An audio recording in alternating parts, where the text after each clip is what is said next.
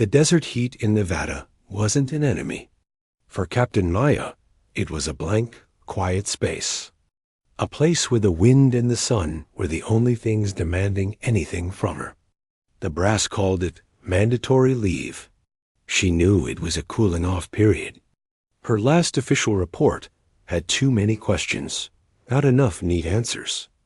She was a problem they didn't know how to solve. A pilot who could fly a gunship like a composer conducting an orchestra, and a sniper who understood the patience of stone. These two skills lived in her, but to the people upstairs, it made her hard to classify. Hard to control. She spent her days maintaining an old, stubborn motorcycle. Its engine sounds more honest to her than any military briefing. The call came in the late afternoon, when the shadows were long and sharp. It wasn't on her official phone, which sat silent and dark. It buzzed from a small, rugged satellite device. A personal link to a world she was supposed to be taking a break from. The voice on the other end was cracked with static and something. Elsa strained control. She recognized immediately. It was Sergeant Cruz. They had worked together 3 times before. He was solid. His word was his bond, and he never, ever sounded like this. "Spectre, you copy?" The use of her call sign sent a cold trickle down her spine, even in the heat. "I copy." "Cruz, you're breaking up. You're not on the scheduled net. Schedule's gone. We're in the Rashida. Grid Bravo 79er. Exfil was a ghost. No bird, no comes. We're dark." He took a sharp breath, and in the background, she could hear the faint, unmistakable cough of distant automatic fire. "We have eyes on Janus Mercs. At least 2 technicals. They're hunting. They knew we'd be here." Maya was already moving towards her rented cabin, her mind clicking through maps, distances, threats. Janus Consolidated was a private army, well-funded and ruthless.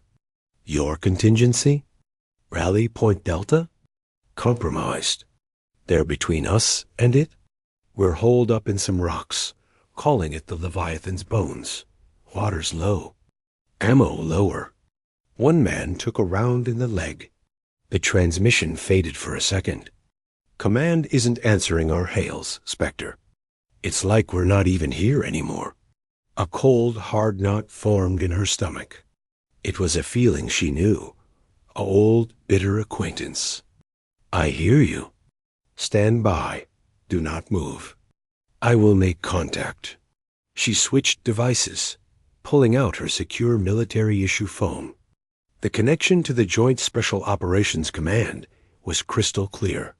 She was passed up 2 levels before she got to a voice she knew, a major whose tone was always as smooth as polished glass. "Captain Vance, you are on leave. This line is for active operations." "Sir, I have an emergency signal from Ghost Team Sergeant Cruz. They are stranded in the Rashida, under fire by Janus. Their extraction failed. They require immediate evac." There was a pause on the line, a little too long. "Ghost Team's status is known, Captain. Their operation is part of a sensitive, compartmentalized activity. A diplomatic channel is being activated to resolve the situation. You are to stand down. Do not attempt further contact with the asset. That is a direct order. Your intervention could compromise delicate negotiations." The words were all textbook, but they felt hollow. Diplomatic channels for a Ranger team actively being hunted? Sensitive activity that left men to die in a desert? "Sir, with respect, Janus doesn't negotiate. They sanitize. What are the coordinates for the rescue flight?" "I can relay." "The rescue flight," the major said, his voice losing its last shred of patience, "is not your concern. Your concern is to remain at your leave location. This conversation is over. Do not make us enforce your leave status, Captain." The line went dead. Maya stood in the quiet cabin, the silence now screaming at her. She looked at the satellite device, imagining Cruz and his men listening to the empty static of their own official channels, watching the mercs close in. The polished words from command were just a softer kind of betrayal. She had seen this before, the slow, quiet sacrifice of people for a larger picture. She wasn't going to watch it happen again.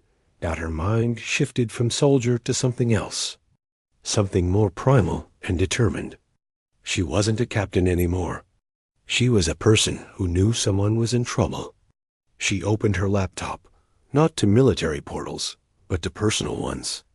She called an old man, a retired Special Forces pilot who owed her nothing except maybe his life from a dusty day in another desert long ago. "Uncle Joe," she said when the gruff voice answered, "I need a bird. Something with wings that can land on a bad temper and a prayer." He didn't ask for details. He heard her voice. "The old Skyven at the hangar in Baker, it's got papers that say it's a crop duster for a farm that doesn't exist. Keys are where they always are." Next, she went to a heavy, locked case in the back of her pickup truck. Inside, wrapped in soft cloth, was her personal rifle. It wasn't issued. It was built by her, for her. A tool of absolute precision. She packed ammunition, a basic medkit, gallons of water, and every spare fuel can she could find. As the sun began to bleed red over the desert, she stood in front of the old Skyven. It was a box with wings, painted a faded, dusty blue.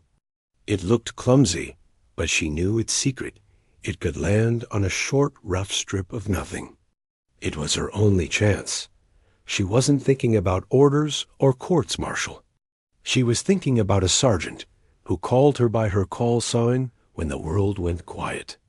She was thinking about a man with a leg wound, waiting for a help that wasn't coming. She loaded her gear, her movements steady and sure. The engine coughed to life, a loud, protesting roar in the evening quiet. Pushing the throttle forward, the old plane bumped down the disused runway. It felt heavy, unwilling. Then, as the last of the light caught its wings, it lifted. It wasn't graceful, but it was airborne. She turned its nose towards the vast, darkening east, towards a place called the Rashida, towards men who had been told they were now just ghosts. Below her, the safe, ordered world of rules and clearances fell away. Ahead was only duty, of a kind no manual would ever approve. The old Skyven did not like the dark. It groaned and rattled as Maya pushed it east, its engines a steady, protesting whine against the ocean of silence below. There were no flight plans filed, no friendly voices on the radio. Just the steady hum in her headphones and the cold, bright map of stars above. She flew low, so low she could almost feel the heat rising from the desert floor, skimming the earth to slip beneath the thin electronic nets of radar. Her mind was a checklist: fuel, distance, the worsening crackle of the satellite feed from crews. The Janus mercenaries were probing, testing the Ranger's position. She could hear the tension in his whispered updates. "They're getting closer, Spectre. Maybe 500 meters out. Setting up a perimeter." Maya's eyes scanned her own instruments. She was still an hour out, maybe more. The Skyven was slow, a crawling bird in the vast night. A direct run would get her shot down. She needed to be a ghost, just as her call sign implied. She saw it on terrain map, a long, jagged scar in the earth, a canyon system snaking towards the Rashida. It was a smuggler's route, a place for shadows. Taking a deep breath, she guided the plane down, the rocky walls rising up on either side like dark teeth. The noise of the engines became a deafening roar, echoing off the stone. She could see the grit and sand swirling in her landing lights. This was flying by feel, by instinct, her hands gentle but firm on the controls, dancing with the sudden bursts of crosswind that threatened to dash her against the cliff face. For 40 minutes, she navigated the labyrinth. When she finally rose out of the canyon's mouth, the flat, moon-washed desert of the Rashida spread before her. The Leviathan's bones was just a dark smudge ahead. "Cruz, I'm here," she said, her voice calm in the tense quiet of the cockpit. "I'm a lone bird, you understand? No cavalry. I need you to mark your exact position." There was a moment of stunned silence. Then a small, powerful flashlight on the ground far below began to blink in a precise pattern. Hope. It was a tiny flicker of hope in the dark. But directly between her and that light, she saw other pinpricks of light vehicle headlights circling. The hunter's dot. She couldn't land. Not yet. The mercenaries had her outgunned 100-1. But Maya was not just a pilot. She was a woman who understood angles, wind, and the slow fall of a bullet over impossible distances. "Okay, Cruz," she whispered, more to herself than to him. "Let's give them something else to think about." She pulled back on the yoke, climbing the Skyvan into a wide, slow circle high above the conflict zone. The air up here was thinner, smoother. She unlocked her safety harness and moved back into the plane's empty cargo hold. The cold night air screamed through the open rear ramp. She laid flat on the metal floor, her rifle, pulled tight against her shoulder. Through the powerful scope, the world below became a green-hued diorama of tiny figures and vehicles. It was an insane shot. Firing from a moving plane at a target over a mile away, in the dark. Physics was a swarm of enemies. The plane's vibration, the slow drift of the turn, the bullets drop over such a distance. She emptied her mind of everything but the crosshairs. She watched the mercenary camp. They were setting up a mortar tube. That was the real threat. A few good rounds from that could end everything for the men in the rocks. She found her target. A man directing the mortar crew. He stood still for a moment, pointing. Her finger took up the slack on the trigger. She didn't fight the plane's movement. She moved with it, becoming part of its slow, arcing turn. She breathed out, and in the pause between one heartbeat and the next, she squeezed out. The rifle's crack was violent in the hollow cargo bay. The empty shell casing clattered on the metal floor. Through the scope, she saw the man drop. The mortar crew scattered in confusion, looking skyward, seeing nothing but stars. A shot from nowhere. A ghost in the dark. A ragged sheer, thin and broken by static, came through her earpiece. "Spectre, was that you?" "They're pulling back. They're completely confused." "It was me," Maya said, crawling back to the cockpit, her ears ringing. "It won't last. They'll regroup. I need to find a place to put this bird down." She flew a wider circle, searching the moonlit desert with desperate eyes. Then she saw it.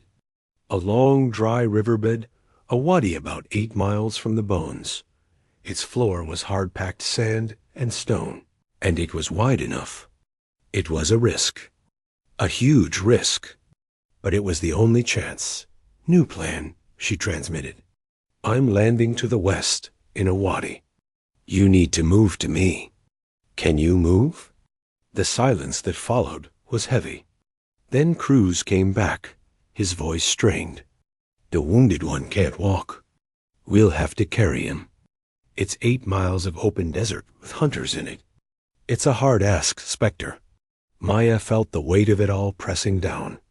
She was one person, in a rickety plane, against a small army. But staying put was death. Moving was a chance. "It's the only ask I have," she said, her voice quiet but solid. "I will be on the ground. I will be a fixed point. You head west. I'll do what I can from here to keep them off you." She guided the Skyvan down, the wheels hitting the wadi floor with a jarring bump, sending up a cloud of pale dust in the moonlight. As the engine spooled down to silence, the true quiet of the desert swallowed her. It was a deep, listening silence, broken only by the distant, faint pop of gunfire from the direction of the bones. The hunt was no longer in the air. It was on the ground. and she was now a part of it. She checked her rifle, her sidearm, and pulled a dark jacket over her flight suit. From pilot to sniper, now to a guardian waiting in a dry riverbed, hoping the friends she came for could make it through the long, dangerous night. The silence in the wadi was a heavy thing. It pressed in on Maya's ears, after the constant roar of the engines. She stood beside the Skyvan, the moon casting long, sharp shadows from its boxy frame. The distant pops of gunfire had stopped. That was worse. It meant things were moving. It meant Cruz and his men were either running or hiding. She used the time. She dragged loose brush and a torn piece of camouflage netting from the plane's hold to break up its outline against the sandy banks. It wouldn't stand up to a close look, but from a distance, it might just look like a strange shadow. Every few minutes, she'd lift her night vision monocular to her eye, scanning the eastern horizon for movement. Nothing. Just an empty, silver-washed world-dotted hour crawled by. Then a shape. Then another. Low and fast, keeping to the dips in the land. Her heart thumped hard against her ribs. She slid behind a large rock, rifle ready, and watched. There were 4 of them. One was being supported between 2 others, his legs dragging. They moved with a painful, exhausted rhythm. She gave a low whistle, a sharp, bird-like sound she and Cruz had used once before in a training exercise. The figures froze. Then one whistled back, 2 short notes. Relief, warm and sudden, flooded through her. She stepped out from the rock dot. They stumbled into the wadi like men returning from the dead. Their faces were caked with dust and sweat, their eyes wide and hollow. The wounded ranger was conscious, his face tight with pain, his leg wrapped in a bloody bandage. The other 2, young men with tired eyes, immediately set up a watch, their weapons pointing back the way they'd come. Cruz looked older. The moonlight carved deep lines of exhaustion into his face. He didn't smile. He just gave a slow, grateful nod. Spectre, Cruz. She nodded to the wounded man. Let's get him inside. They moved carefully, lifting the injured soldier into the relative shelter of the Skyvan's hold. Maya broke out her med kit and got to work. The bullet had gone through the meat of his thigh. It was clean, but he'd lost blood. She cleaned it, gave him antibiotics and a strong painkiller from her kit, and re-wrapped it tightly. His breathing eased a little. "Thank you," he mumbled, his eyes already closing with the drug.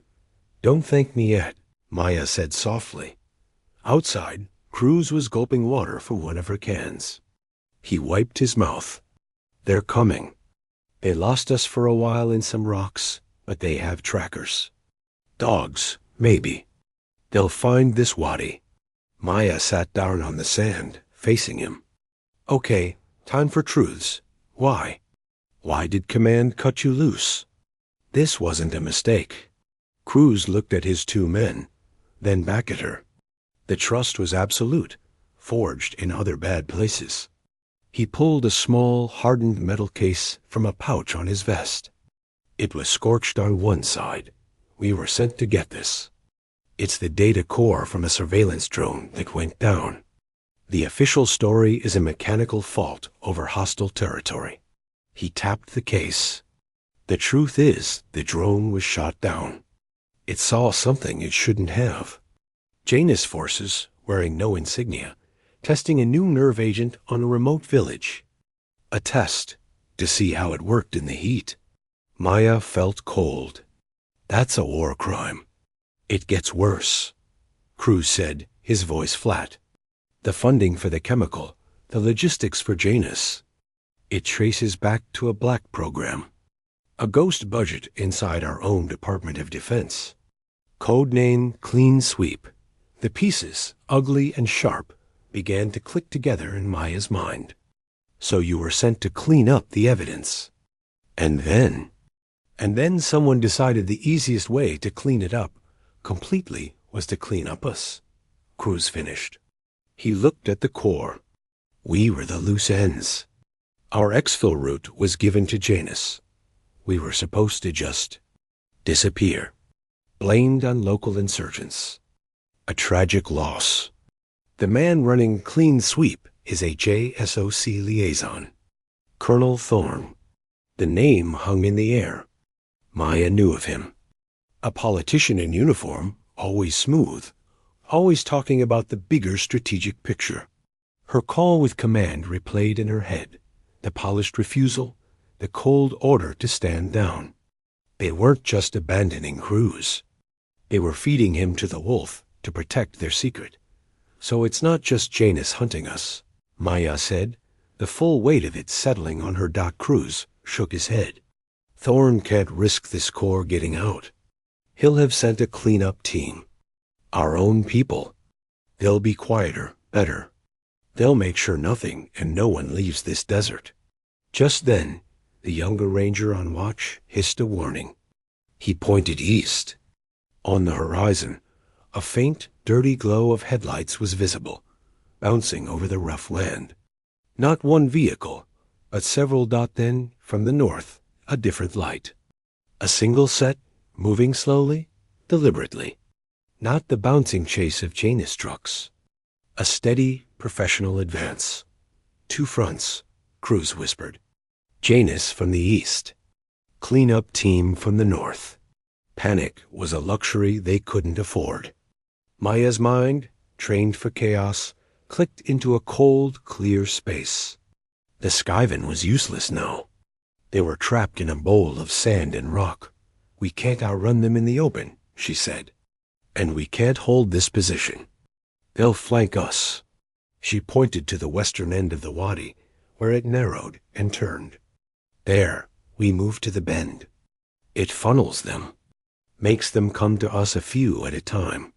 It was a terrible plan, but it was the only one. They moved fast. The two younger rangers half carried their wounded friend.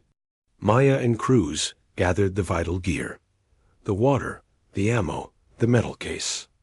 They scrambled a few hundred yards to where the wadi walls pinched closer together, creating a natural bottleneck. They had just dropped into defensive positions when the first Janus technical truck, a machine gun mounted in its back, crested the wadi edge and skidded to a halt. Men poured out. At the same moment, from the north, 4 figures in dark, unmarked gear appeared, moving with silent, coordinated precision. They didn't rush. They took cover and watched, letting Janus make the first move. The desert was no longer quiet. It was filled with the shouts of mercenaries and the sharp cracks of gunfire as Cruz's team opened up, keeping them at bay. But the cleanup team was the real threat. They were waiting, patient, like surgeons. Maya lay behind her rock, rifle against her cheek. She wasn't looking at the Janus men. She was watching the dark shapes to the north. Her own people, sent to kill her to bury a secret. The betrayal wasn't a cold order on a phone anymore. It was here, in the desert, staring at her down a gun barrel. The fight for survival had just become a war on all sides. The wadi was a bowl of noise and echoes. The sharp cracks of rifles from Cruz's team mixed with the heavier chatter of the Janus machine gun. Dirt and stone exploded near their heads as bullets smacked into the rock they hid behind. The air smelled of dust and gunpowder and fear. Maya lay flat, her cheek pressed against the stock of her rifle. But she wasn't shooting at the Janus men who were shouting and fanning out ahead. Her whole focus was on the 4 dark shapes to the north. The cleanup team. They hadn't fired a single shot. They were just waiting, watching the mercenaries do the dirty work. It was chilling. They're letting Janus soften us up. Cruz yelled over the noise, slamming a fresh magazine into his rifle. Then they'll walk in and mop up. Professional. One of the younger rangers, the one with the tired eyes, rose up to fire at a Janus fighter who was getting too close. A single, precise shot rang out from the north. Not from a machine gun. A rifle. The ranger cried out, grabbing his shoulder, and fell back behind the rock. Sniper! Cruz shouted, pulling the wounded man to safety. That was it. The cleanup team had shown their hand. They had the high ground, the patience, and now they had a marksman pinning them down. The Janus mercenaries, encouraged, began a rushing advance, firing wildly. They were going to be overrun. From both sides. Maya saw it unfold in slow motion. The wounded soldier from the plane was in no shape to fight. The other young ranger was now bleeding from his shoulder. Cruz was a rock, but he was just one man. And she was another. A desperate, simple idea cut through the panic in her mind. It was the only move left on the board. She scrambled over to Cruz, keeping low. She pulled the scorched metal data core from her pack and shoved it into his hands. Then she gave him her small satellite phone. The evidence. And the only phone with a direct link to my friend outside. Keep it alive. He stared at her, confusion and anger in his eyes. What are you doing? Creating a diversion, she said, her voice calm in a way she didn't feel. You need to break west, now, while they're all looking at me. They'll kill you. They have to find me first, she said. She met his gaze. There were no good words for this. Get them out, Cruz. That's the mission now. Before he could argue, she was moving. Not west with them, but east, back along the wadi, then angling up its steep northern bank. She moved like a shadow, using the chaos of the firefight as her cover. Her heart was a drum in her chest, but her hands were steady. She climbed out of the wadi and onto the open, rocky plain. Immediately, she felt exposed. The moon made everything a flat, blue-white landscape. She was a single, moving dot. She stopped behind a boulder, breathing hard. She took her rifle and aimed not at the Janus group, but high on the northern ridge where the cleanup team hid. She couldn't see them, but she didn't need to. She needed them to see her. She fired a single shot, not at a person, at the big, bulky radio antenna on the cleanup team's command vehicle, parked a distance behind them. Sparks flew in the night. A small, meaningless hit, but a clear message. Asterisk, I see you. I am here. Asterisk, then she started to run. Not in a straight line. In a zigzag, away from the wadi, away from Cruz. Towards a low cluster of rocks, a few hundred yards away, it worked. A spotlight from a Janus truck swiveled, searching and pinned her for a second before she dove for cover. The heavy machine gun fire shifted from the wadi, chewing up the ground where she had just been. More importantly, the disciplined fire from the north shifted too. The cleanup team's sniper was now hunting her. A bullet snapped past her head. Kicking up dirt. She was the louder threat. The defiant one. The one who had just shot at them. They would focus on the running target, not the hidden ones. Crouched behind the new rocks, she risked a look back. She saw 3 figures Cruz helping the leg-wound soldier, the other wounded ranger stumbling but moving break from the wadi and vanish into the deeper darkness to the west. They had a chance.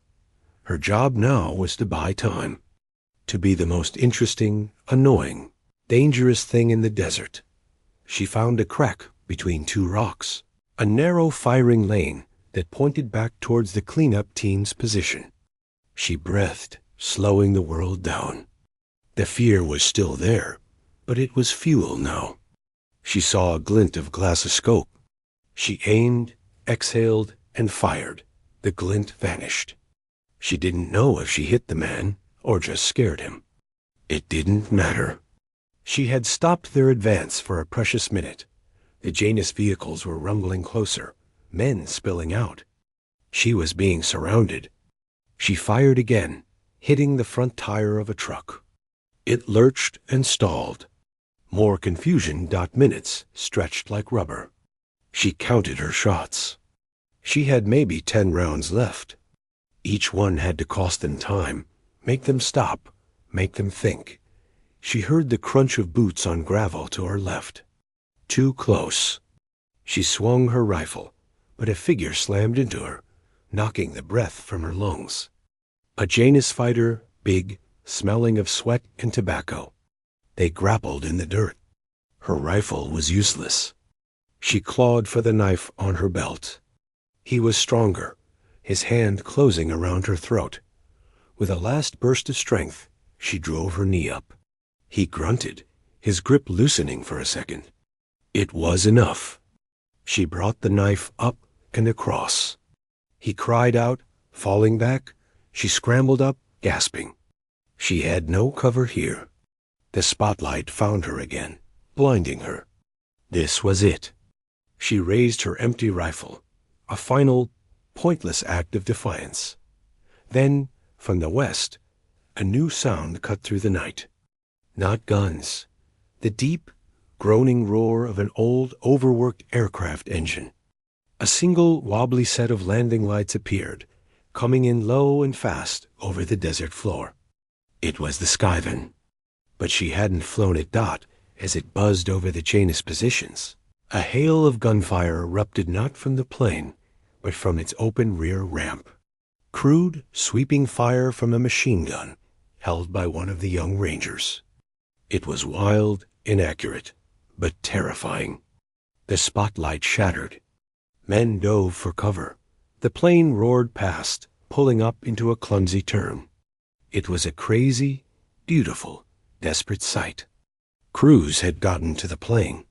He was making his own diversion, now dot in the new chaos. Maya didn't wait.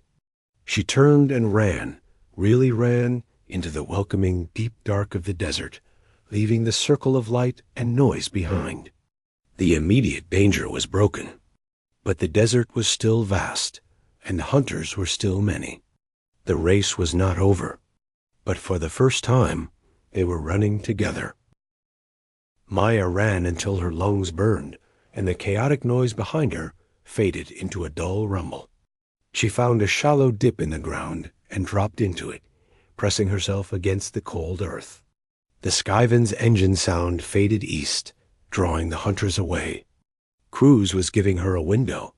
She lay there for long minutes, listening to her own heartbeat slow. The desert night was cold now, the heat of the day gone. She checked her gear. A knife. A nearly empty water can. No rifle. No communication.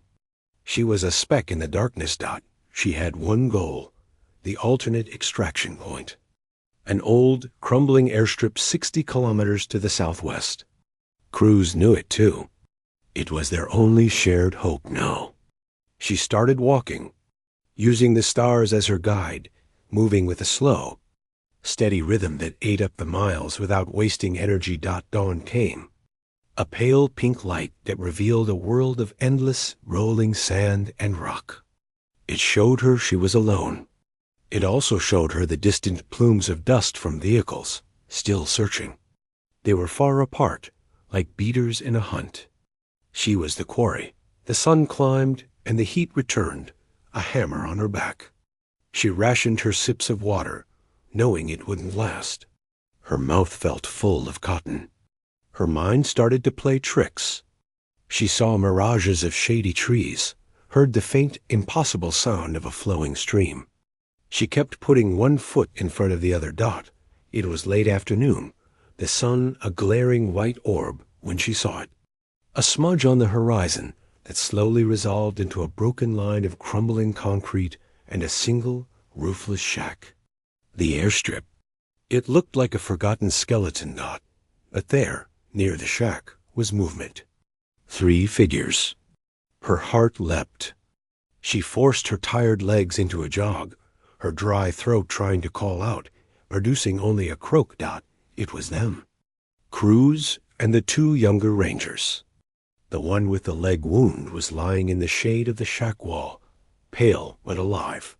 The other had his arm in a sling made from a torn shirt. They looked like ghosts of soldiers, but they were there. Cruz saw her and stood, a tired smile breaking through the grime on his face. "Took your time." He rasped. The feeling that washed over her wasn't joy. It was a deep, bone-aching relief. They had made it. Now for the hardest part. Waiting. Did you call it in? She asked. Her voice rough. Cruz held up the satellite phone. Your friend. He's scrambling something. Said it would be unconventional. ETA unknown. Unconventional. The word hung in the baking air. They had no defenses here. They were sitting on a flat plate of concrete, completely exposed. It was a matter of time. The time ran out faster than they hoped. As the sun began to dip, painting the sky in fiery oranges, they saw the dust. Not from the direction of the Janus search. This was a single, fast-moving vehicle coming from the north. A sleek, unmarked armored truck. It didn't bounce like the technicals. It moved with a deadly smooth purpose. Clean up crew, Cruz said quietly, loading his last magazine. They saved themselves the chase. The truck stopped a few hundred meters out. 4 operatives in dark gear emerged, using the vehicle for cover. They didn't shout. They didn't demand surrender. They simply began to advance, spreading out, their movements efficient and coordinated. This was it. The final professional end. Maya and Cruz shared a look. No words were needed. They would make their stand here. They positioned themselves behind a few chunks of broken concrete, the 2 wounded rangers doing their best to aim their weapons with shaky hands. The air was thick with the silence before the storm. Then, from the west, a new sound. A low, throbbing drone that grew rapidly into a roaring clatter. A plane appeared, skimming the desert floor. But it wasn't a sleek military jet. It was an ancient, twin-propeller cargo plane, painted a faded, patchwork gray. It looked like it belonged in a museum. It ignored the gunfight, lining up for the runway. The cleanup team leader barked an order. One of his men knelt, raising a long tube of rocket launcher, aiming at the approaching plane. No! Maya shouted, but she was too far, with no rifle. The old plane was vulnerable, slow, and heavy on its final approach. It was a sitting duck. The operative steadied the launcher on his shoulder. Maya didn't think. She just moved. She burst from behind her cover, running not away, but across the open strip, straight towards the cleanup team. It was a suicidal, desperate charge. All she had was a knife. It was enough. The sudden movement distracted the operative for a critical second. His head turned. He shifted aim towards this new charging threat. In that second, the old plane's rear ramp began to lower while it was still 10 feet off the ground. A man stood there, not with a machine gun, but with a large, old-fashioned flare gun. He fired. A brilliant, sizzling red comet shot across the sky, not at the men, but at the armored truck. It smashed into the windshield, erupting in blinding, burning magnesium light. The driver screamed, and the vehicle swerved violently. On the ground, Cruz and the Rangers opened fire, not to hit, but to pin the disoriented team down. Maya reached the operative with the launcher. He swung the heavy tube at her. She ducked, slashing with her knife at his legs. He fell with a cry. She kicked the launcher away and kept running, now straight for the idling plane which had slammed roughly onto the runway. Go! Go, go! Cruz was yelling. He and the other able-bodied ranger were already carrying their wounded comrade, hobbling towards the ramp. Bullets kicked up concrete at their feet. The cleanup team was recovering. Maya reached the plane, turning to provide cover. Cruz half threw, half pushed the wounded man up the ramp, then climbed in himself, reaching back for her. A bullet tore through the metal skin of the plane right next to her head. She turned and saw the cleanup team leader, calm amidst the chaos, raising his rifle for a clear, final shot. From the plane's cockpit, the pilot, a grizzled man with a wild gray beard, leaned out with a pistol and fired 3 wild shots. They didn't come close to hitting, but they made the leader flinch out. It was all the time Maya needed.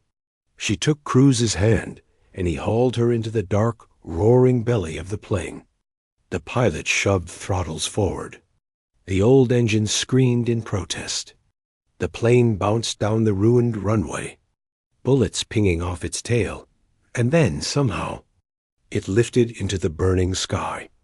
They collapsed on the metal floor, gasping, watching the desert and their hunters shrink away below them. No one cheered. They just breathed in and out, the sound of survival. Asterisk, asterisk, asterisk, weeks later, there was no parade. No medals. The story that reached the public was a dry report about irregularities in a defense contract, leading to the arrest of a Colonel Thorne. It was a small news item, quickly buried. Maya stood at a small, quiet airfield in another desert, this one friendly. The sun was setting. A man walked up to her, moving with a slight limp. Cruz. He held out a single, shiny key. "Heard you might need a new bird," he said, nodding towards an old, sturdy-looking single-prop plane parked nearby. It wasn't much, but it was hers. She took the key, a slow smile touching her lips. She looked at the horizon, wide and open. "Does it fly?" "It does now," he said.